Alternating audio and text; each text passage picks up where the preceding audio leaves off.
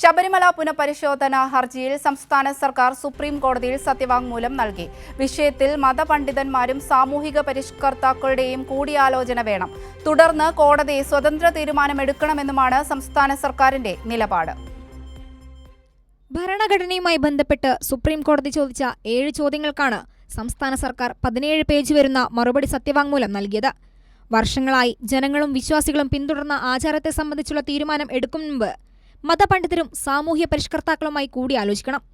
സാമൂഹ്യ പരിഷ്കർത്താക്കളുടെയും മതപണ്ഡിതരുടെയും അഭിപ്രായങ്ങൾ നിഷ്പക്ഷമായ ഒരു അധികാരി എന്ന നിലയിൽ വിലയിരുത്തിയ ശേഷം കോടതി ഈ കാര്യത്തിൽ ഒരു സ്വതന്ത്ര തീരുമാനമെടുക്കണമെന്നുമാണ് സംസ്ഥാന സർക്കാർ നൽകിയ സത്യവാങ്മൂലത്തിൽ പറയുന്നത്.